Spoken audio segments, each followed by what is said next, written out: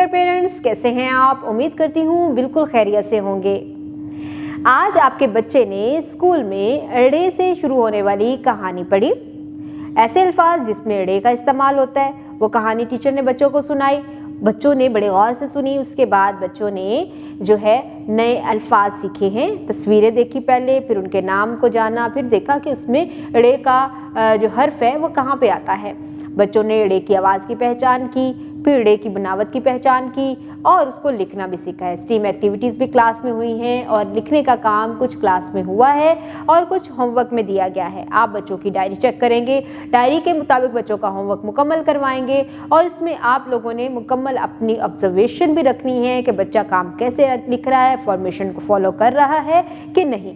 इसके साथ ही साथ घर में बहुत सी ऐसी चीज़ें हैं जिनके नामों में अड़े हर्फ आता है, किसी में दरमियान में आता है और किसी में आखिर में आता है। तो आपने बच्चों को वो नाम सिखाने हैं। इसके बाद घर में आपने बोलचाल का इस्तेमाल करना है, अच्छे अल्फाज का इस्तेमाल करें, पॉजिटिव रहें, बच्चों के साथ अच्छी कम्युनिकेशन रखें, बच्चों को पॉजिटिव वर्ड्स सिखाएं, बच्चों के साथ बहुत ही खुश अखलाकी से पेश आएँ और बच्चों की पढ़ाई में आपकी इन्वॉल्वमेंट बहुत ज़रूरी है। इस बात को अपने जहन में बिठा लें, क्योंकि आपकी इन्वॉल्वमेंट के बगैर बच्चा किसी भी मैदान में डेवलपमेंट नहीं कर सकता। अपना बहुत सारा ख्याल रखिएगा। खुदा हाफिज़।